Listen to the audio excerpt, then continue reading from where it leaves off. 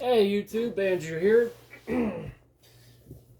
As many of you have seen from that post I made a while back, I have played in Springfest. I piloted this Gandeeva deck for the Standard event, and I piloted Vowing Saber in the Premium event.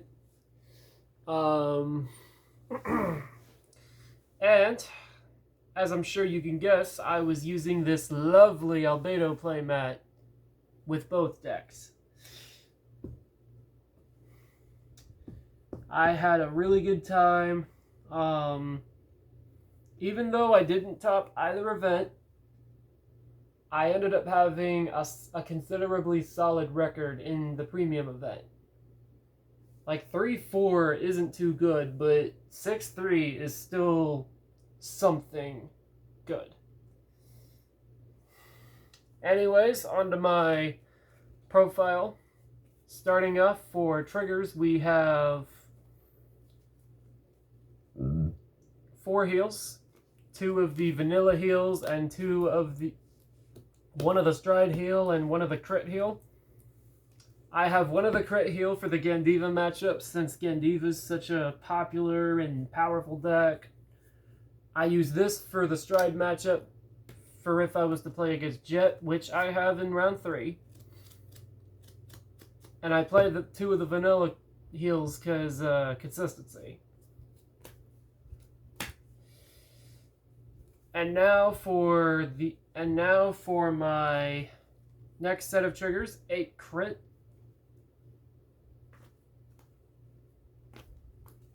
As you can see, I don't play the 4K crit in the deck. My reason for not playing it is because I feel that because just in case I was to ever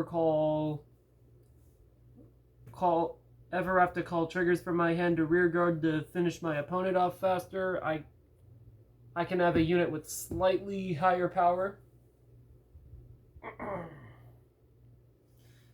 Also, having a playset of this shiny is just wonderful. And having a copy of this SP is really nice as well.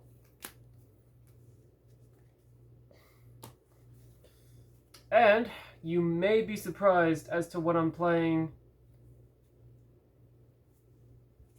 instead of draws. 3 front triggers. I prefer fronts over draws in Gandeeva because you're less likely to deck out, and front triggers and your whole front row has guaranteed extra power your whole front row gets extra power from pulling the front. Finally, drag Veta for your OT, because free restanding is amazing. Now for the orders. 3 Best Harvest and Sanctitude.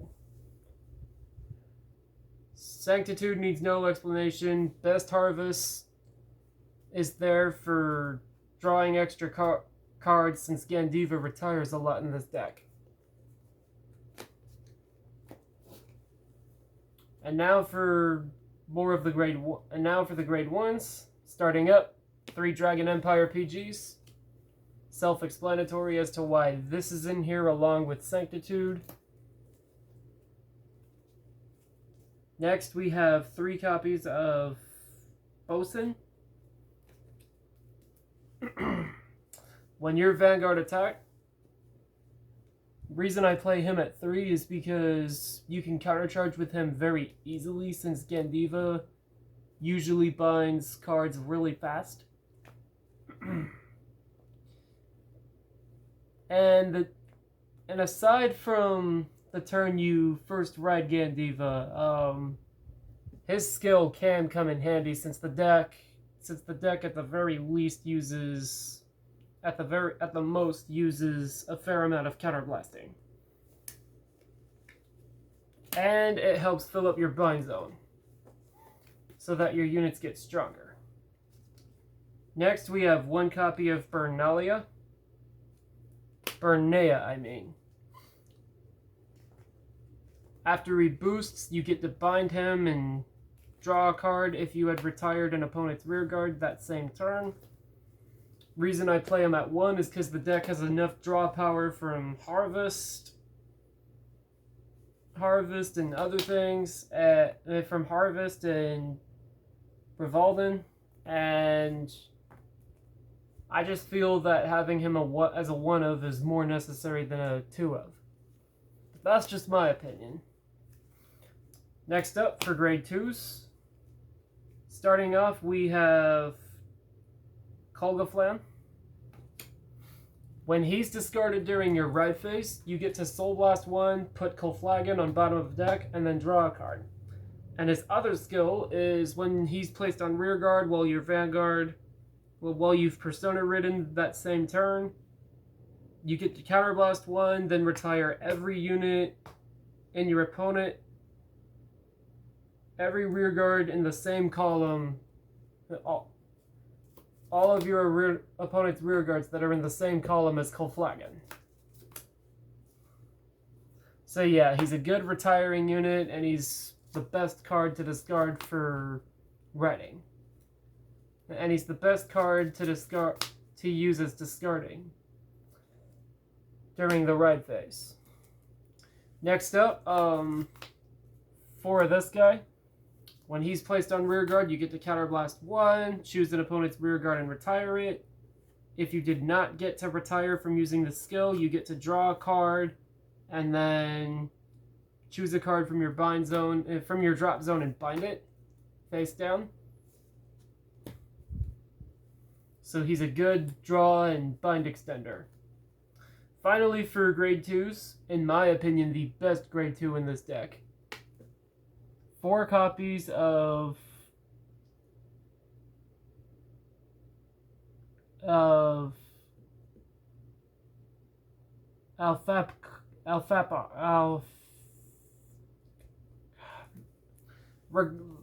I can't pronounce his name, but his skill says on rearguard, while he's on rearguard, if you swing with a Gandeeva Vanguard while your opponent's on grade 3, you get to Counterblast 1, bind this guy face down, check the top 5 cards of your deck, choose a unit from among them, and superior call them.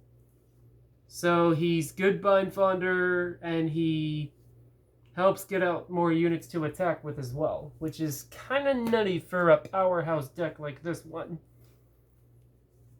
Now for grade 3, starting off, 3 of the big man himself, Gandeeva.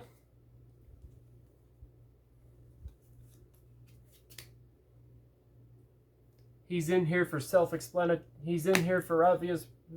I run 3 of it for obvious reasons. Next up, 4 of another one of the best cards in the deck. Revolden.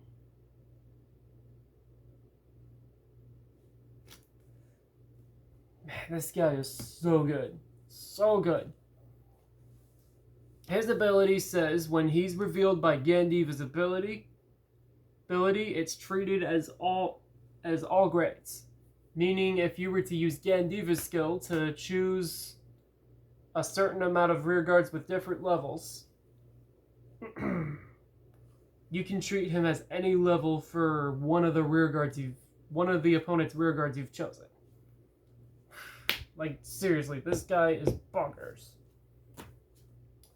And finally, for grade 3, Strigna. He is at 1 in this format. I'd be using him as a playset if he didn't get hit, but if he didn't get hit, Gandeeva would possibly be tier 0. Because Gandeeva is strong enough as is, and we just don't want it to be harder to kill.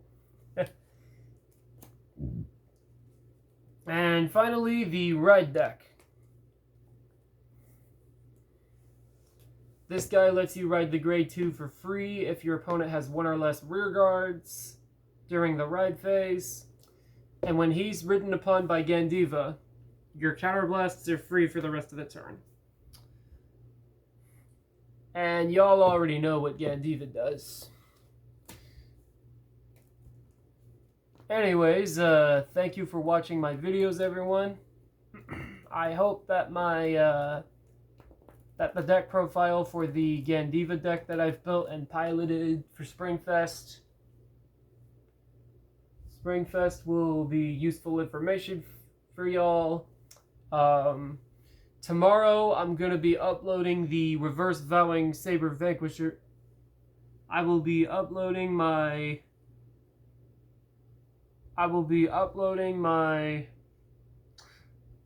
Actually, I technically already uploaded the deck build I have for Reverse Vowing Saber.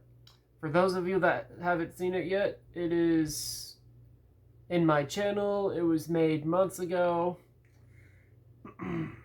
And I used that exact same build for Springfest. Anyways, I thank y'all for watching. Please like and subscribe for more content. And I'll see y'all later. Peace out.